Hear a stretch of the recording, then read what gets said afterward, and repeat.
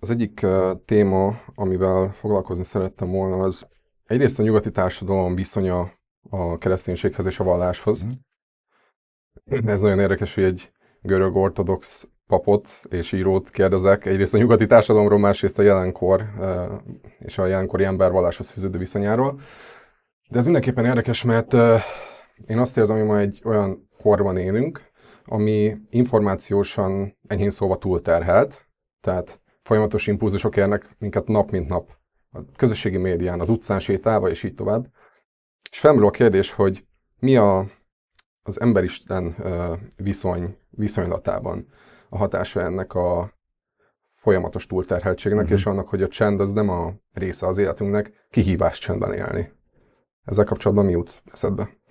Hát a kihívás csendben élni, ugye van egy alap terminus a keleti kereszténységben, vagy a keleti keresztény lelkiségben, lehet, hogy hallotta már valaki, vagy te is hallottál már róla, ez a hészükhia, hiszichia a mostani görög ejtéssel. Ez voltaképpen az aszketika, a keresztény aszketika kezdeteitől, az 5. századtól fölfelé, ez egy nagyon fontos fogalom. Azt jelenti, így ilyen bokorban, hogy nyugalom, csöndesség, csönd, béke, belső kiegyensúlyozottság, sőt derű, tehát hogy van egy ilyen jelentésmezeje is. És az, hogy a szerzetesek annyit írnak, tanítanak erről, az azt jelenti, hogy ez mindig kihívás volt az embernek. Ugye van később majd a keleti keresztény aszketikában és misztikában, a 13-14. században van egy egész aszketikus mozgalom, ami a hészükhazmus nevet kapja, ami ennek a belső csöndességnek az elérésére törekszik. Az értelmi ima hagyománya, meg ezek a dolgok, amik ismerősek lehetnek, mondjuk aki a Jézusimáról vagy a Jézusima csatolt részeiről olvasott már. Tehát az a hészükhazmus, tehát a nyugalomra törekvésnek, a belső csöndességre törekvésnek volt az iskolája, a szív csöndességének, a szív és az értelem kiegyensúlyozott egységének a tanítása, ami azt jelenti, hogy akkor úgy az 5., mint a 13., és később majd ugye a szláv hészükhazmusban, a 17-18. században, ez mindenütt kihívás volt mindig az emberek számára. Az, hogy információs, tehát szinte számszerűsíthető szempontból több adatot kell feldolgoznunk, amikor végigmegyünk az utcán. Ez nem rak rá egy rapáttal? Ezen is sokat szoktam gondolkodni, hogy milyen információ mennyiség zúdul az emberet. Emlékszem, még gyerekkoromban ugye nagyapámnak egyszer egy nap reggel be volt dobva a Magyar Nemzet a postaládájába, annak volt egy címlapja, és nem tudom hány 10 oldala, azzal ő el volt egész nap. Igen. És az volt, amit fel kellett dolgoznia. Most meg több olyan újság érkezik a digitális postafiókunkban, aminek a címlapja változik csupán óráról Igen. órára. Nem beszélve arról rengeteg újdonságról, ami folyamatosan elénk kerül. Igen, tehát hogy van egy folyamatos triggerelés az idegrendszernek, ez biztos. Erre mondaná a Zékarvalics László, aki az informatika történettel, információkutatással foglalkozik.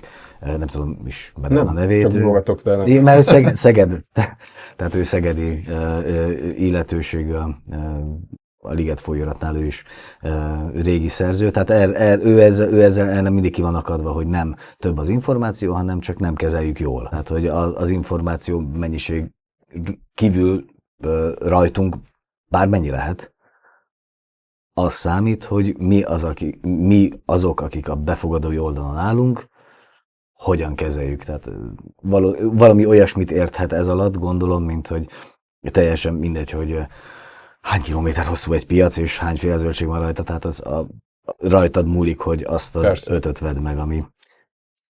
És ez már problémás, tehát hogy vajon fel vagyunk készülve a folyamatos triggerelésre, tudunk-e felelősen módon bánni a figyelemmel, ugye figyelemgazdaságról azért beszélnek már manapság, és ehhez viszont ennek vannak akár keresztény, akár vallási vagy spirituális vonatkozásai is, mert az van, hogy semmi nem tanulunk meg a figyelmünkkel bánni, sem pedig a felvőtt nők is tökkel ütött porontjainkat nem tanítjuk meg arra, hanem arra tanítjuk meg, hogy fragmentált figyelemben és próbáljanak meg úgy működni, mint ahogy ugye a számítógép működik, vagy ahogy a gép működik, hogy egyszerre párhuzamosan több dolgot tud csinálni, multitasking, amit az biológiai idegrendszer nem feltétlenül erre van tervezve.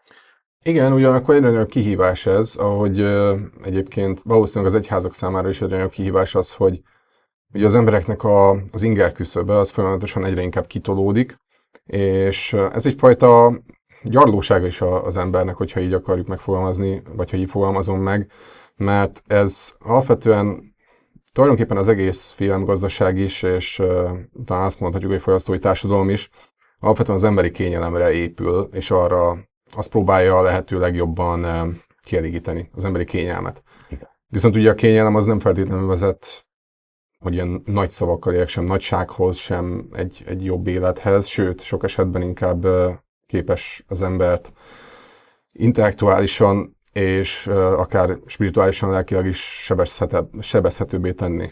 Hát ez a gicsnek a melegágy és a gics szülője, ugye ez a gics a mélység nélküli gyönyörködtetés. Igen.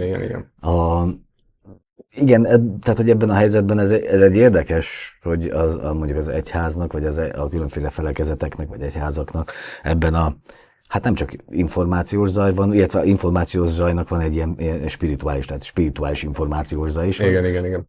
Hogy akkor az a kérdés, hogy valóban az a jó taktika-e, hogy ki bír nagyobbat ordítani. Én abban nem vagyok biztos, hogy az, hogy hallatszik a hangom, és hogy hallatszik az üzenetem, az ugyanaz a dolog-e. Illetve, hogy le lehet-e egyszerűsíteni egy óriás plakátnyi négyzetméter helyre azt, hogy mit akarok mondani, vagy érdemes-e kétbitessé tenni, és smiley-kkal kijelölni a kereszténységnek az üzenetét. És azért él bennem a gyanú per ezzel kapcsolatban, mert hát végül is, akire hivatkoznánk ez a bizonyos Jézus ottan nem Rómában jelent meg, és nem rómaiként, hanem a római birodalom hátsó udvarának a fészerének a sarkában, szó szerint, tehát hogy a legreménytelenebb tartományok, a legproblémásabb, legreménytelenebb tartományoknak is, ugye a galileai részében, amíg aztán a teljes elásása volt, tehát hogy mint a Forma 1-ben az utolsó helyről indulni, tehát onnan nem fogsz elsőnek beérni. Tehát, hogy sokkal csendesebben és visszafogottabban működött, és ezért nem vagyok benne biztos abban, ezért nem vagyok biztos abban, hogy azt, amit ő akart ezzel jelezni, azt át tudjuk-e vinni, hogyha alkalmazkodunk. Igen. Van. Ez egyébként nem kapcsolódik ahhoz a kérdéskörhöz, hogy talán azt láthatjuk, főleg a radikalizálódott vallási közösség esetében, akár az arab világban, hogy ahol a legnagyobb nyomorban, vagy ahol a legnagyobb kiszolgáltatottságban élnek az emberek, valahogy a vallás ott tud a legkoncentráltabban megjelenni? Ez téves állítás lenne? Nem, szerintem biztos érvényes állítás. De most ezt a Galileára mondod? Részben igen, tehát hogy ugye nem Rómában jelent meg, ha jól tudom, akkor valami ilyesmi a összefüggés. Hát igen, de hogy igazából, tehát a Galileában azért tehát hogy egy galileai falu, meg ilyen vidéki közösség azért nem nyomorgott, tehát egy nagyon egyszerű, nagyon alapvető élet lehetett az, de nem a nyomorgás, tehát hogy nem. Persze. Ismét csak nem nem tudom én, alexandriai nyomornegyed, az többet tudott elesettségből, meg betegségből produkálni, de nyilván van korreláció a között, hogy hol hasít a vallás, vagy hol van az, amikor, tehát ugyanez társadalmilag, hogy amikor az zuhanó repülőgépen nincsen ateista, tehát hogy amikor nincsen másba kapaszkodni, akkor nyilván ez a kapaszkodó feltűnik. Így is lehet értelmezni, vagy úgy, hogy egész egyszerűen azok az emberek, akik ilyen helyzetben vannak, ezek az életnek a kevésbé mediatizált aspektusaival sokkal intenzívebben találkoznak. Hogy nyersebb? Igen, nyersebben, még közelebb helyezkednek a tényleges valósághoz.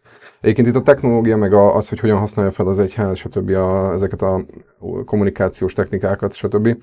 Eszembe jutott az, amit nem régen láttam, azt hiszem, talán Svájcban megjelent egy AI-powered Jézus platform, vagy nem tudom micsoda. Talán az egyik templomban, vagy nem, ez most kicsit ködös lesz, mert nem emlékszem rá pontosan, de az a lényeg, hogy a Szentírással lehet kérdezni, és párbeszédet lehet vele folytatni. Ebben értem nagyjából a jó hiszemű logikát, hogy ez miért született meg, vagy miért csinálták meg, de ugyanakkor meg hát... Van benne valami elképesztően ördögi dolog. Igen, nagyon ördöginek tűnik. Szóval ez... Mert ugye minél valóságosabb, annál hazugabb. Szóval, hogy minél inkább azt érzi az ember, hogy beszél vele, és tényleg egy érthető hangon beszél hozzá, stb., az talán annál inkább meghamisítja azt a valós párbeszédet. Hát innen is lehet nézni, ez is jó, meg nekem az jutott eszembe erről, hogy hát itt a megvalósult doketizmus. Ugye a doketizmus egy keresztény eretnekség volt, ugye a Szent Ágoston hadakozott sokat a doketistákkal, mert azt mondta, hogy igazából az Isten embernek a megjelenése, az inkarnáció az egy látszat volt. Ami úgy tűnt, mintha megtörténne, de hát mivel ugye az Isten fenségéhez és méltóságához nem kompatibilis ez, hogy egyenígyon és csak ugyan besározza a lábát, ezért egy ilyen, hát egy látszattestben, egy látszat életet. Azért, hogy a tanítást átadja, hát tessék, akkor itt van újra megvalósult doketizmus. Ugye ez annak a szemléletmódnak lesz hát lehet, hogy nem a végkifejlete, mert lehet, hogy van még tovább is ezen az úton, de hogy ez annak a szemléletmódnak az eredménye, ami a kereszténységet tanításra szűkíti le. Az, hogy az ember kvázi ezzel a rengeteg impulzussal olyan tudja menekülni a csendtől, az nem jelenti valójában azt, hogy az ember a halál tudattól és a halál gondolatától, vagy az elmúlás gondolatától menekül, azért, mert mondjuk nincs elég eszköztára ahhoz, hogy ezt helyre tudja tenni magában? Hát nyilván ez is benne van, mármint az, hogy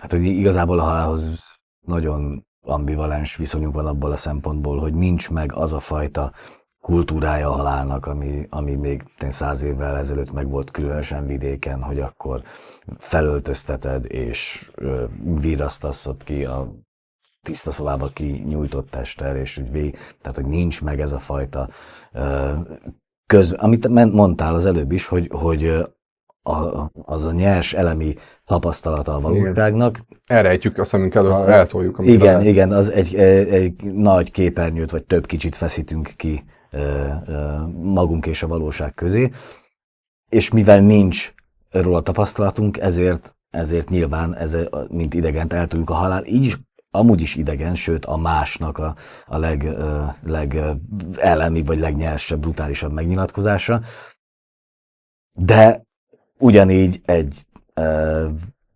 a másnak, vagy a rajtunk kívülesőnek az ugyanilyen elemi megnyilatkozása egy tisztességes vihar, ami elkap bennünket, de most már nem kell el bennünket, mert beugrunk a kocsiba.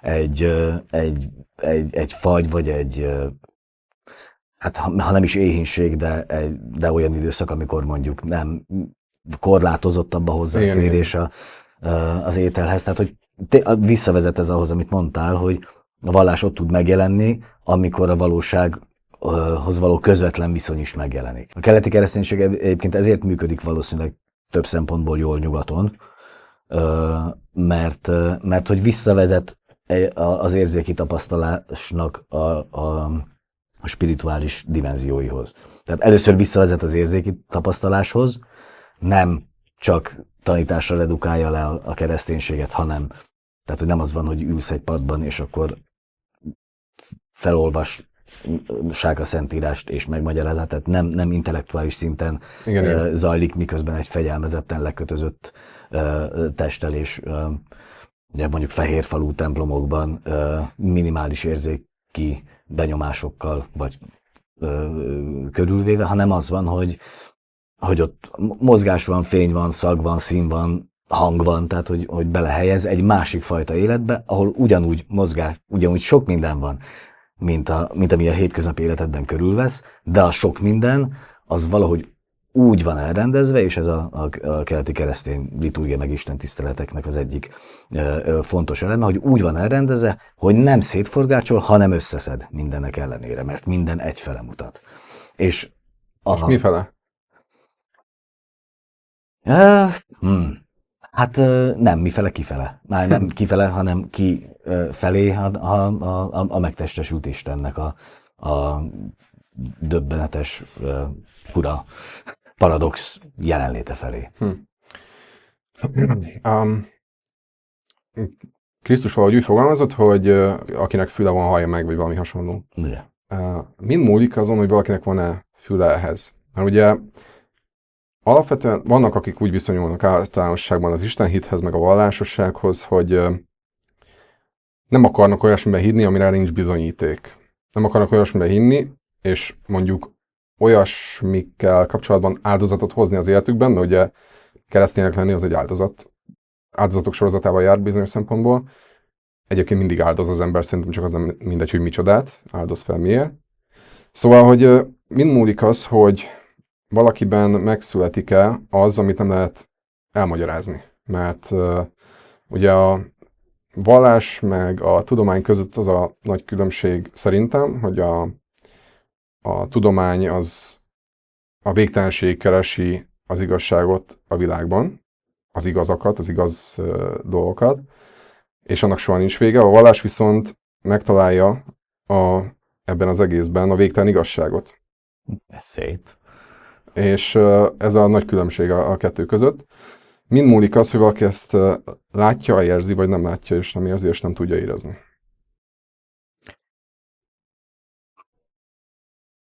Hát ha nem erről beszélgetünk eddig, amiről beszélgettünk, akkor valami más mondanék, de így most azt mondom, hogy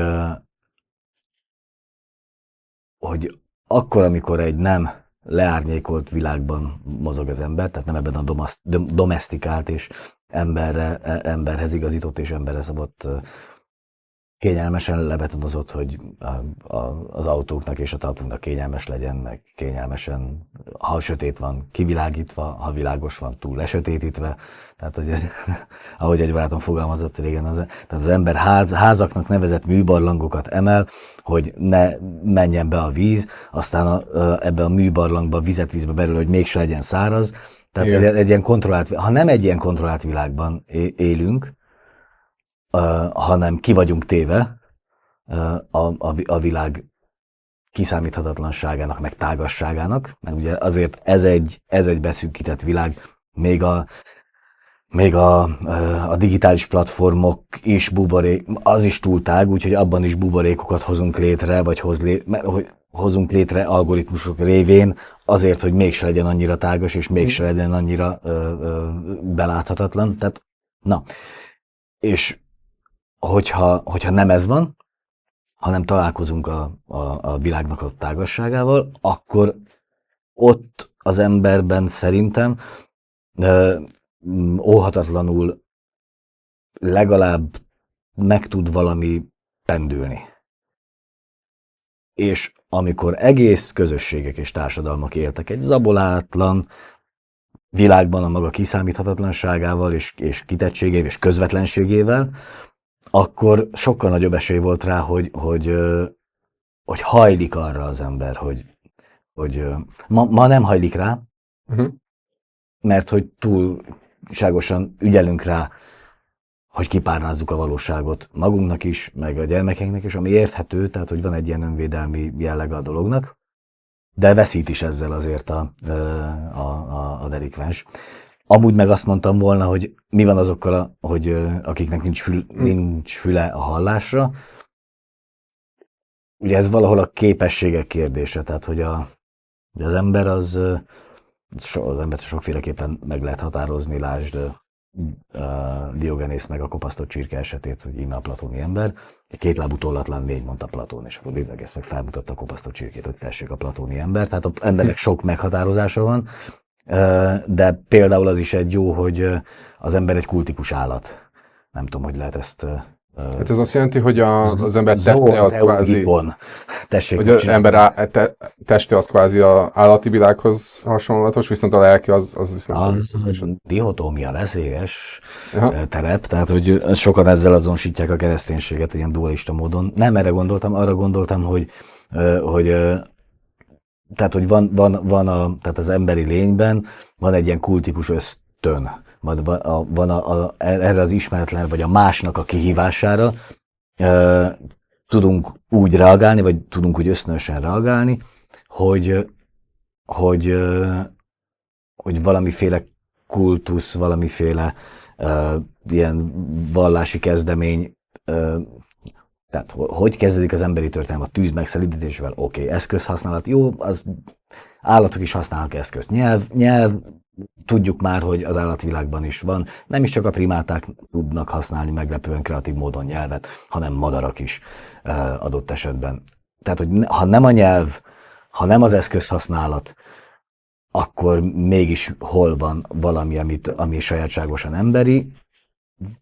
Az első temetések, tehát amikor a Landervölgyi sírokból előkerülnek az okkerrel befújt, befestett tetemek, amikor a halál ellenében való cselekvés, az már egy kultikus. Tehát ott megjelenik valami sajátosan emberi vonal.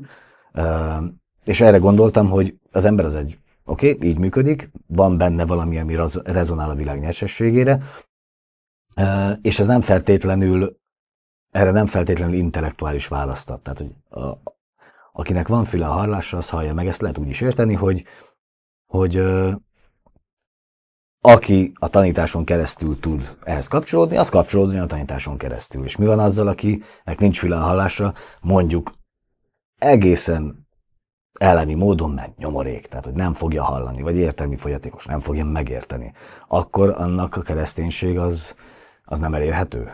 Annak számára nincsen. Igen. Nincs üdvösség. Ugye ezért ilyen szempontból ugye a keresztény alaptanítás az, hogy az Isten emberré lesz. Vannak olyan egyházak, mint például az ortodox is, ami az eukarisztiának a valóságosságát hirdeti, hogy enni mindenki eszik. A süket is, a vak is.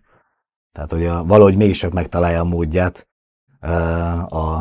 a transzcendens, hogy szó szerint bele tudjon vegyülni az immanensbe, tehát hogy szó szerint el tudja érni az embert, azt is, aki süket, azt is, aki vak, azt is, aki soha nem fogja a fülével hallani Igen. az ő tanításait. Itt a temetésekről az jutott eszembe, hogy ami igazán emberi, és ami elválaszt ténylegesen akár azoktól az állatoktól is minket, akik relatíve fejlett nyelvet használnak, jelrendszereket használnak, az talán az lehet, hogy az ember képes valahonnan áthozni tartalmat, ami logikailag nem kikövetkeztethető a realitásból, vagy a valóságból. Hát ez a szimbolikus gondolkodás, igen. Igen, egyrészt a szimbolikus, de beszélhetünk itt arról is, amikor egy művésznek folyaménye van, és arról számol be, hogy a kezét olyan, mintha vezetné valami, vagy valaki,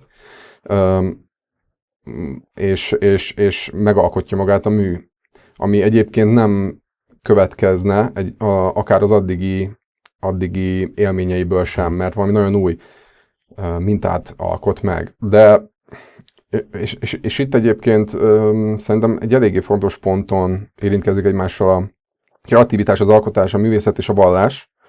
Ugyanis a vallásban is tehát rengeteg ilyen eseményt látunk, akár azt is lehet említeni, amikor Mózes visszaindul Egyiptomba, akár Jézus tetteinek nagyon nagy része is olyan, ami éppen ezért isteni ember, mert nem lehet az emberi, akár most ez kicsit idegen szó, de evolúciós ösztöneinkből, stb. Kikövetkeztetni mindazokat, amit tesz.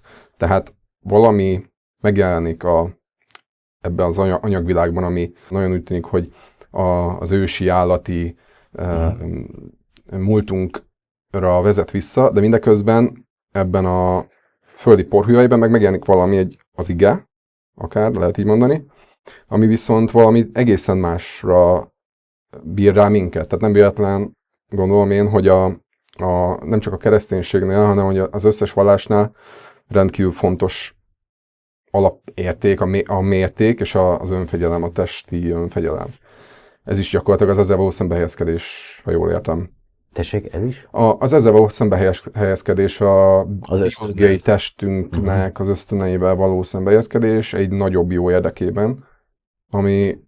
Most ezt profi vagy, tehát hogy direkt csinálod, mert az előbb azt mondtam, hogy ez a dualisztikus gondolkodás, ez nagyon veszélyes, és kíváncsi vagyok, mi a reakció. Tovább vájod, tovább érezed. Kicsit unalmasabb lenne, hogyha ugye visszhangoznám ugyanazt, szóval... Oké. Szerintem a kereszténységben az egyik legnagyobb félreértés az pont ez a dualisztikus megközelítés, hogy van egy porhüvely, meg van egy halhatatlan lélek. Ez egy ilyen platóni öröksége a nyugati gondolkodásnak, ami újra és újra, mint az alkoholistánál, csak még egy pohárka, tehát, hogy ami ösztönösen, tehát hogy oda se figyelsz, hopp, már bent van az unikum, tehát, hogy oda se figyelsz, hopp, már dualisztikus gondolkodás van, és akkor ugye a Plotinos rátett még néhány lapáttal erre, és aztán Ágoston is oda rakta a maga dolgait, aztán a felvilágosodás filozófia, Descartes, ugye, hogy ez egy karteziánus gondolkodás, hogy voltak éppen, amelynek a lámetria legnagyobb kifutás, hogy az ember ez egy gépezet az emelentyűkkel, és más. Ugye a Descartes még küzdött, mint disznó a jégen, hogy legyen a tózmirigyen vagy benn üljön ott valami, ami res cogitans, ami egy gondolkodó szellemi összetevő, és a res extensa, a kiterjedt testi dolgokhoz neki nem nagyon van köze, és most se kezeit, ha lennének neki kezei. Tehát ez egy nagyon fura, ilyen, tényleg azt mondanám, hogy ilyen szellemi szinten ösztönösen lehet belecsúszni nyugaton ebbe. Az a felfogás, hogy porhüvely versus, tehát mulandó test, és versus halhatatlan lélek, vagy halhatatlan szellem, és akkor ez a kettő lép valamilyen interakcióba. Ez csomó szempontból nagyon termékeny volt, tudományosan, művészetben, filozófiában, csak nem a kereszténység. Ugye a kereszténység az alapvetően nem azt mondja, hogy az ige testben van, hanem hogy testé lesz. Szerintem ez egy nagyon fontos különbség. Sarx egeneto. Testé válik. Ugye a keresztény teológia első századaiban ezért egy hosszú folyamat volt, amíg megtartották amíg sikerült megtartani ezt a pengeilen való táncolását, hogy akkor, hogy nem az ige az így nem belemegy a testbe, mint egy matróska baba, a nagyobb matróska babába, és akkor ott van benne, és akkor azt így el lehet választani a kettőt, a Krisztusnak az emberi természetét az isteni természetétől, hanem ha úgy tetszik, sokkal földhöz ragadtabb legalábbis az egyházatjáknak a kereszténység. Sokféle kereszténység van, de mondjuk az egyházatjáknak a kereszténység, ami ragaszkodik ehhez a testi valósághoz és a testéléthez, az például azt mondja, hogy nem azért van az, hogy Krisztus olyan dolgokat cselekszik, ami nem következik az evolúciós nem így mondja, de hogy a természeti a természetnek a meghatározottságaiból az ember nem jár vízen, nem megy át falon, úgyhogy egy csukott ajtós szobába bekerüljön, meg csomó ilyet nem csinál. Amit Krisztus feltámadása előtt meg után följegyeztek róla, hogy ő amúgy csinált. És akkor ez nem a természetnek a meghaladása, mondja mondjuk az egyházatjáknak a szemléletmódja, vagy a hagyománya, hanem pont a természet helyreállítása. Tehát ne tévesszen meg bennünket az, hogy amit mi most magunk körül tapasztalunk, az milyen. Hogy vacakul van összerakva, hiányos, romlandó, és büdös. Tehát, hogy ez ami a testtel kapcsolatban elsőnek eszünkbe jut, hogy a természet ilyen, abból nem következik az, hogy ez a természetnek a rendeltetés. És amikor Krisztus ezeket teszi, azzal nem azt akarja megmutatni, mondom ez szerint a felfogás szerint, hogy a szellem megharadja a természetet, hanem azt, hogy a természet, amikor helyre van állítva, az eredeti ragyogásába és fényébe, akkor ez így működik. Tehát akkor a természet nem kezd akadályá válni. Egy fal, de nem az emberi természet, hanem általában. A világ megszűnik ellenállni. Átjárhatóvá válik szó szerint. Nem falként jelentkezik, és nem valami olyanként, ami ellen harcolni kell, hanem ami be tudja fogadni az Istennek a tágasságát és a valóságát. És akkor ott, ami szeretetből történik, az átmegy a falakon, és oda megy a tanítványokhoz, akik már éppen a hánykolódó Tiberias tengeren már egy pánikba kezdenek esni. A bűn fogalma az alapvetően talán egyik legfontosabb, a legközponti fogalma a kereszténységben, és valahogy van egy nagyon érdekes viszony akár a megváltás, és akár általánosságban a keresztény értékrend és a bűn viszonylatában. Ugye bűnösnek nevezünk olyan cselekedeteket, ami elsodor minket, eltántorít minket attól az úttól, ami felé most a saját szóhasználatomat használom, a megtisztulás felé vezet minket. Ez az ortodoxiában mennyivel jelenik meg más fénytörésben, mint például a katolicizmusban? Uh-huh. Jó, hát nyilván lehet vulgár ortodoxiáról és vulgár katolicizmusról is beszélni ebben a tekintetben, de egyébként a bűn az pont azért jó állatorvosi ló, ha már modern világ meg kereszténység került itt szóba, mert hogy ugye ez az, ami szerintem a Abstart elzár, ennek a fogalomnak a megléte elzár egy csomó embert attól, hogy a kereszténységgel párbeszédbe lépjen. És miért? Hát mert ugye azt mondtad, hogy a bűn az, ami eltántorít minket attól, vagy bűnnek nevezzük azt, ami eltántorít minket attól, hogy a megtisztulás útját. Mondhatjuk így. Te mondtad, vagy valahogy igen. fogalmaztál. Ugye ezt a hétköznapi közép-európai állampolgár úgy fordítja le magát, hogy oké, bűn az, ami jó. Tehát, hogy ami élvezetes, ami ösztönösen jönne. Igen, ez jellemző. Igen, és akkor rögtön ezt lehet kihallani a kereszténységből, hogy aki utánam akar jönni, tagadja meg magát és vegye fel a keresztjét. Hát ehhez kinek van kedve. Köszönöm szépen, bőven elég az, hogy reggel 6-kor kell fölkelnem és BKV-val menni. Tehát, hogy még emellé, még magamat is tagadjam meg, és még valami extra borzalmat is a hátamon vigyek, ami a kereszt, hát köszönöm szépen, akkor inkább elmegyek buddhistának, és meditálok egy kényelmes párnán félálomban esténként, mert az mégis. Szóhasználó is 10 parancsolat, tehát ezt kell tenni, így van, csináld, ne csináld. Igen, tehát minden, amitől az embernek borsódzik a háta. De itt jön be az, hogy vajon jól értjük el a fogalmakat. Na, ez egy fontos kérdés, igen. Igen, tehát hogy azt értjük el alatta, amit amúgy mondani akarna a kereszténység. Ugye a bűn fogalom, hogyha visszamegyünk a KH-ig, ugye az új szövetség az alapvetően görögül íródott, de hogyha a Héber megfelelőt nézzük a bűnfogalomnak, akkor nagyjából ugyanez az etimológiája, görögül amártia vagy hamartia. Amártánó az azt jelenti még a homéroszi nyelvben, hogy valaki a nyilával mellé lő. Céltéveszt. Így van. Mellé megy, és akkor tehát körülbelül az időszámításunk kezdetet körüli évekre, tehát már a hellenisztikus korban vesz fel egy olyan jelentést, hogy vétkezni, nem csak elvéteni, hanem vétkezni valami ellen, de nem erkölcsi kategóriáként, és utána lesz majd megfelelő, de hát magyarul is azt mondjuk, hogy vétek.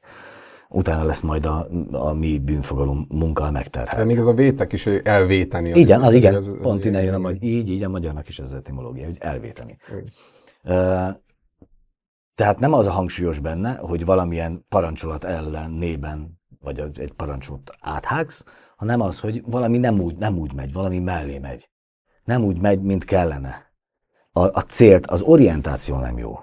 Az emberek rossz dolgokban keresik a jót, magyarul? Ez megint erkölcsi. Nincs ennek erkölcsi. Tehát, hogy ha ezt megnézzük, akkor az erkölcsi következmény az majd jön valamikor.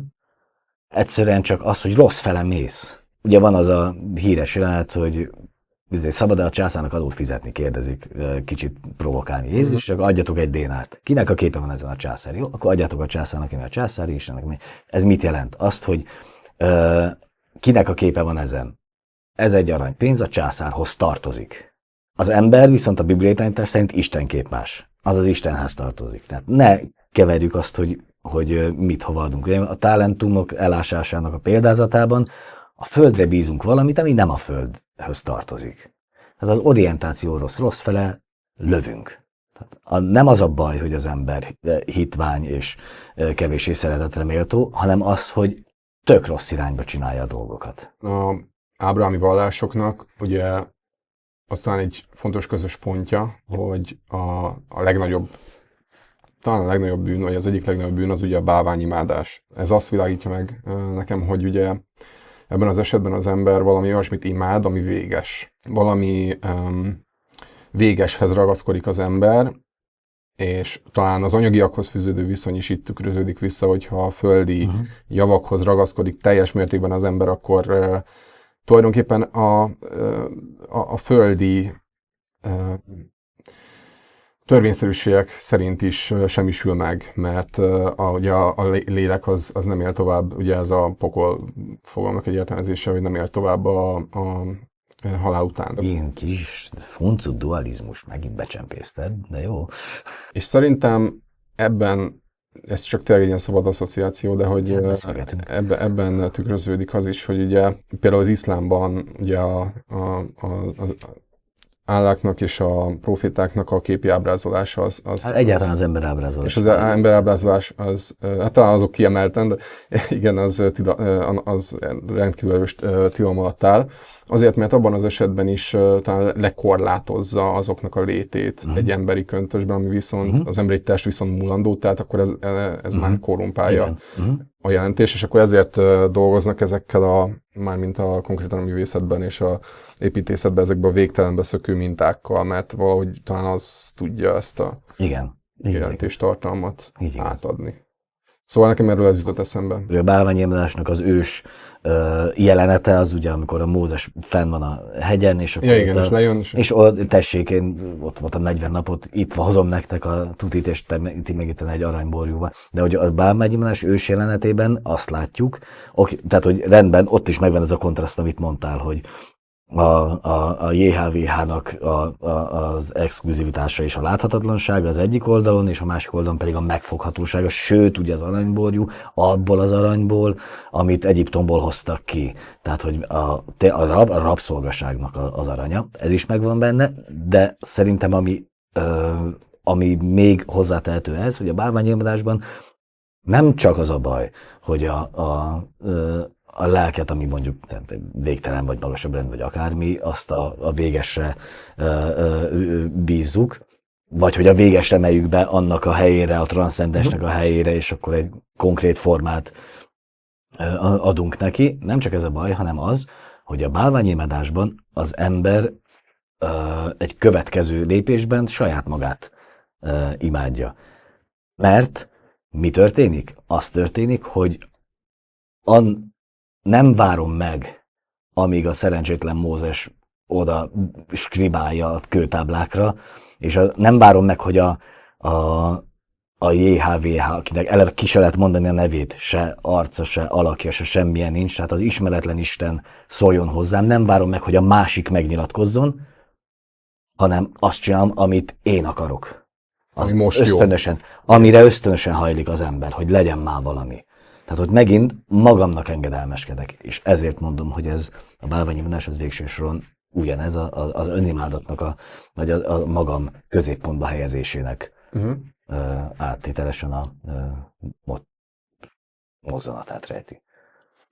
Igen, visszatérve a bűn fogalomhoz, a vétkezés fogalmához, ugye beszéltünk erről, hogy parancsolatok, stb. A nyelv az talán összezavarhat egyeseket, és kevésbé kívánatosnak teszik számukra akár a kereszténységet, mint és akkor még éppen fogalmaztál. Ellenszenvessé teszik sok esetben, de főleg azért is, mert ez sok esetben sok ember használja egyfajta eszközként arra, hogy megbélyegezzen másokat. Tehát alapvetően... Már a vallást, vagy igen, a bűnt? Magát a bűnt, igen. Talán sokakban van egy ilyen kép erről, hogy szem előtt tévesztik azt az üzenetet, amit mondjuk az Új Szövetségben is lehet olvasni, amikor Jézus ugye a bűnösökkel vállalt közösséget. Tehát, hogy ez egy nagyon elemi központja, azt érzem a kereszténységnek, hogy konkrétan a bűnből való felemelkedésben van ugye az érték. Abban van az igazi nagy csoda, hogyha így lehet mondani. Konkrétan a parancsolatokat fel lehet akár úgy is fogni, hogy azok olyan mércék, amikhez fel kell emelkedni. Célok, amikhez fel kell emelkedni a parancsolatokhoz. Olyanná kell válni, hogy azok legyünk mi. Nem tudom erről, mit gondolsz. Értem. Szóval, hogy az ember hasonlatossá váljon ahhoz, amit például a kereszténység leír, mint Tehát azt helyes mondod, emberi hogy életet. ha jól értem, hogy interiorizálja a parancsokat. Ne Igen. külső elvárás, vagy ne külső akadály legyen, hanem belső, te azt mondtad, hogy azzá válni, Így van, így van. hanem belső igény. A cél talán az, hogy azzá válni. Pál apostol úgy fogalmaz, hogy ugye Krisztus eljöveteléig a törvény fogott össze benneteket, és őrzött meg a hit számára. Tehát úgy írja, és ez egyébként egy visszatérő kép a kereszténység, mert a törvény ez egy karám. Tehát az arra jó, hogy a juhok ne menjenek szanaszéjjel, és ne vigye el őket a medve meg a farkas. Tehát az egy megőrző keret te az életnek. Csak, és akkor azt mondja, hogy ugye Krisztus az, aki nem eltörölni jött a törvényt, hanem beteljesíteni. De akkor mi a frác az a beteljesítés?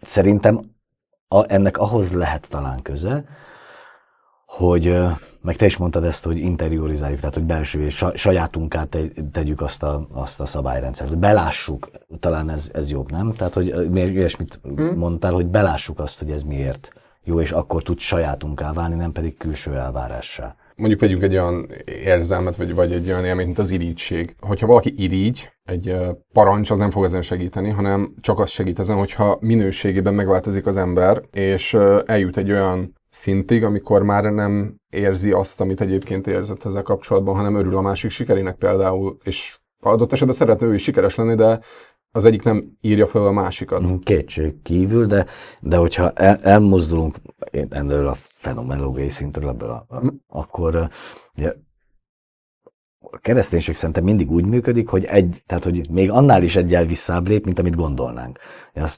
Mindig azt hangsúlyozzuk, hogy a megváltás vagy az üdvözítés, de mondjuk az egyházatyáknak az olvasatában a teremtésnek a megújításáról van szó. Tehát, hogy ez hogy jön ide? Úgy jön ide, hogy szintén a Pál írja, hogy a lélek gyümölcsei, szeretet, türelem, hosszantűrés, és mi mindig fordítva fogunk a dolgokhoz, ha megfigyeled. Tehát, hogy mindig azt csináljuk, hogy nem tudom, fejjel lefelé olvassuk a dolgokat, és elképesztő intenzitással tudunk időnként törekedni arra, hogy türelmesek legyünk, hogy szeressünk, és az irigység ellen tegyünk, de hogy Pál apostol azt mondja, hogy ez a lélek gyümölcse. Amikor a Száróvi Szent Serafinot megkérdezi az orosz nemes ember ott télben, hó közepén, hogy mi a kereszténység lényege, a Szentlélek megszerzése. Ennyit mond. Nem az, hogy jó legyél, jól viselkedj, kedves legyél, ne legyél irigy, legyél erkölcsös, stb., hanem azt mondja, hogy megszerezni a szent lelket. Ezért mondja Pál apostol. Tehát az összes többi, amire mi veszettől törekszünk, az eredmény. Mi a gyümölcsöket akarjuk már így szedegetni állandóan. De azok attól érnek be, hogy a keresztény, ez egy olyan ember, akiben az Isten lelke vesz szállást, ezért, hogy a templommá lesz, és a lélek kezd működni, és ő meg a lélekkel együtt működik. És akkor nem tud nem türelmes lenni. Igen. Na, tehát, hogy egyel visszább kell lépni. Tehát maga az ember változik meg, és olyan módon, hogy már nem téveszt célt. Igen. Mondjuk így. Így igaz. Egy másik nagyon fontos félreértés szerintem a eredendő bűnnek a fogalma. Sokan talán azt érzik, hogy miért lennék én bűnös olyan dolgokra, amit el se követtem. Hát erről a boldog emlékű hippoi püspök az Augustinus tehet a nyugati kereszténységben jó részt. Aztán persze többiek is hozzátették a magukét, de ez ugye az Ágostonnak a bűnfogalmát örökli meg majd nagyon-nagyon nagy részben. Itt mi a félreértés? Nem félreértés, ez egy olvasata. Ágostonnál megvannak a maga, hát főleg biográfiai, tehát életrajzi okai, hogy ő nyögvenyelősen tudott görögül, nem értette a többi egyházatyát. Akikhez hozzáfért, mondjuk a Tertullianus, aki latinul írt, na az olyan, amilyen nem véletlenül nincs a neve előtt az, hogy Szent Tertullianus. Tehát az egy nagyon súlyos pofa volt. Tehát ő latin nyelvű, görögül nyomokban ért, tehát hogy ragozni talán tudod, olvasni tudja, hogy nem. Másfajta kihívások érik ott őt Észak-Afrikában már, mint püspököt, és másfajta kihívásokra kell választ adni a saját teológiával. Tök mindegy, de hogy a nyugati egyháznak a bűnfelfogása az nagyon nagy mértékben ágostoni megalapozottságú. És ő kapcsolja össze a bűnt nagyon erősen az erkölcsi, tehát hogy erkölcsi minőséggel, az etikával, ha úgy tetszik, míg ugye addig, meg ha más szempontból nézzük, akkor tehát ez is egy olvasat. Csak a bűnt nagyon hangsúlyosan az etikához kapcsolja. Míg ugye mondjuk a keleti hagyomány, vagy a patrisztikus hagyomány, az nem azt mondja, hogy nem rossz vagyok, hanem nem erkölcsileg vagyok hitvány gazember, hanem a létemben vagyok kevés. Tehát nem is azt mondja, hogy eredendő bűn, ez megint egy ágostonűs fogalom, vagy áteredő bűn főleg nem, hanem azt mondja, hogy bukás, ptosis. Ezt a fogalmat használja. Tehát egy bukás, elesés, ha úgy tetszik. És azt mondja... Mert ez történt az emberrel? Igen. Tehát, a teremtés igen, után. Az Ádám és Éva elbukott. Nem bűnbe esett, hanem elbukott. És hogy a bukásnak az egyik következménye az, hogy mivel az a helyzet állt elő, hogy az ember autonómiára törekedett, hát köszönöm szépen, autonóm lettem az élettől, vagyis ki vagyok téve a halálnak, köszi. És ettől a bukott állapottól ilyen, nem tudom, ilyen nem légszomj, hanem létszomj gyötri az embert, és a szenvedélyek meg összes, és ennek, hogy próbáljuk valahogy betömni a lukakat a bárkánkon, hogy el ne süllyedjen idő előtt, hogy éljünk. Tömködhetjük akárhogy, de attól az még süllyedős. Tehát, hogy egy létszomj, egy jogos létszomj gyötri az embert ebben az állapotban, és tényleg kapkod mindenhez, hogy ezt csillapítsa. És mivel autonóm, a saját lehetőségeihez kapkod. Tehát, hogy létemben vagyok kevés, és ebből ez a bukott állapot, a bukott kondíció, az erre ad felhatalmazást, vagy ezt eredményezi.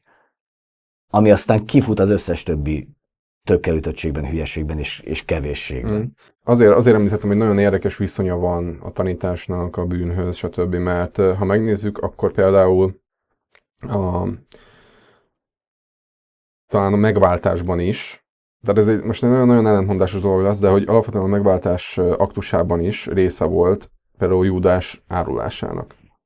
Ami egy nagyon érdekes aspektus. Forgatókönyv, igen. Mert nem azt mondom, hogy enélkül nem történhetett volna meg, de mégis része ennek a forgatókönyvnek. Ami milyen szép egyébként, hogy még ez a rettenetes, borzalmas tett is az üdvösséghez közelebb vezető lépés. Hát igen, és ez az érdekes benne, hogy én például nagyon szeretem lehet, hogy egy picit elárulom magam, de nagyon szeretem az ember tragédiáját Madács Imrétől. És abban például a Lucifernek a karaktere, az kvázi úgy van megalkotva, hogy ugye ő egyfajta, ugye a bomlasztó erő és a rossz a teremtő Isten mellett, de ettől függetlenül pont azáltal, hogy rossz dolgokat tesz, magában a teremtésben és az emberi sorsban egyfajta élesztőként működik közre, aminek folytán az ember újra meg újra végül ugye Istennél lyukat ki. Az erő, mely örökkön rosszra törs, örökké jót mível. Ez Goethe talán, ugye? Ennyire nem vagyok művelt. Ez Goethe Faust lesz. Ez számomra egészen más irányból világítja meg ezt a kérdéskört, és szerintem ez nagyon szép. A nyelv az folyamatosan ki van téve annak, hogy ugye a jelentés tartalma változik, változóban van, a szavakat elhasználjuk. Én más szavakat használok, mint az apám, ő mást, mint az ő apja, és felmenő is, stb. És ez valószínűleg a régi tanításokra is eléggé nagy hatással van. Ezzel kapcsolatban érzel bármi kihívást például saját tevékenységedben, vagy látod azt, hogy ez jelentős félreértésekhez vezet? Mert például szerintem a félreértés szó az egyik legfontosabb, hogyha meg akarjuk érteni a napjaink nagy, akár társadalmi, akár bármilyen vallásos konfliktusait ember és ember között. Hát mert talán tehát elbeszélünk egymás mellett, ugye? Sok esetben én azt gondolom, hogy nincs valós érdekellentét emberek között, hanem más mesékben hisznek, és félreértik azt, amit a másik mond, és ezáltal úgy értelmezik, hogy a saját meséjük szerint, vagy mítoszuk szerint, vagy hitük szerint, ugye a másik el akarja őket pusztítani. Hiszen én az vagyok, amiben hiszek egy bizonyos megközelítés szerint. Lehet egy ilyen narratív szempontból megközelíteni ezt a dolgot, hogy én az vagyok, amit mesélek magamról. Igen, így. És ha valaki azzal szembe helyezkedik, akkor az az érzés érhet engem, hogy ő el akar engem pusztítani, Igen. hiszen azt akarja elpusztítani, ami vagyok. És szerintem ez egy hatalmas félreértés, ennek nagyon sok aspektusa van, tehát párkapcsolat, politikai, mindenféle. Ezt nem lehet máshogy kezelni, csak úgy, hogyha az ember ezeket a értelmezési kereteket meghaladja, és egyszerűen ráébred arra, hogy valójában mi szerint gondolkodik úgy, ahogy gondolkodik. Hát, vagy ha szert tesz valami módon egy közös mitikus térre, egy közös elbeszélés, egy közös narrációs térre. Hát igen, mindenféle áll. Igen. Ez a csoportképzés ugye egy alapvető aspektusa, hogy azonos narratív mezőben, azonos célok, azonos elvek alapján cselekedni. Ugye ez bármilyen vallási vagy egyházi közösség is, de akár egy römi klub pont ugyanígy működik. Eléggé sok mindenről beszélgettünk. Én még így a végén annyit kérdeznék, hogy hogyan éled meg ezt az év utolsó időszakát, utolsó hónapját, karácsonyi időszakot, és így tovább. És akár arról is mondhatsz pár szót, hogy ez az ortodoxiában miben más, mert nekem például lehet, hogy új lenne. Az, hogy én személyesen hogy élem meg, azt már utaltam rá, hogy némi lázcsillapítóval és... Azt még nem vettük fel. És torokcukorkával élem meg személyesen így az év utolsó heteit. Ha most arra kérdezel rá, hogy az ortodoxiában hogy néz ki a karácsonyi ünnepkör? Igen, például. Erre kíváncsi lenni. Jó, ez picit tényleg más, mint a nyugati kereszténységben. Nincs nálunk ilyen adventi, illetve van nálunk adventi időszak, csak máshogy néz ki. Meg nem is úgy hívják, ha jól tudom. Meg nem is úgy hívják. Igen. Minden nagy ünnep előtt az ortodoxia erre is böjtel csúszik rá, tehát hogy van egy november 15-től tartó 40 napos böjti időszak, ami annyi variációt mutat a nagyböjti időszakhoz képest, hogy a nagyböjti időszak az szintén nem rövid, de akkor se hús, se hal, se tojás, se tejtermék nincs. Mármint, hogy van, de hogy nem fogyasztunk. A Krumpli ezer arca című periódus köszönt be akkor.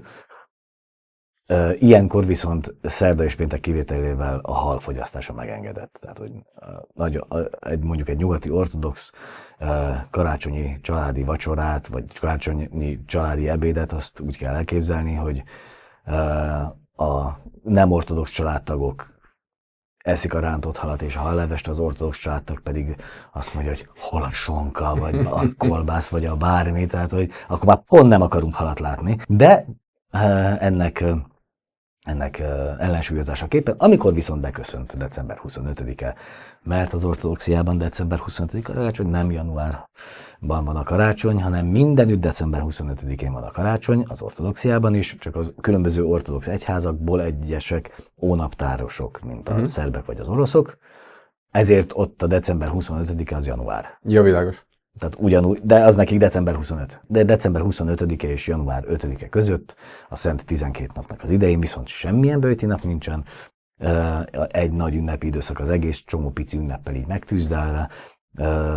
Az ortodoxok szeretnek és tudnak is ünnepelni, és mindig találnak valami okot.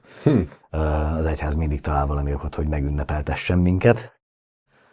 Ami egy jó skill egyébként szerintem a mai világban, amelyiken ünnepvakságban vagy ünnepsüketségben tud szenvedni. Ez mit jelent? Hát azt, hogy ugyanúgy, ahogy Mármint, hogy az ünnepvakság. Hát azt ugye, ahogy egy szekularizált szemlélet számára a tér az mondjuk homogén, tehát hogy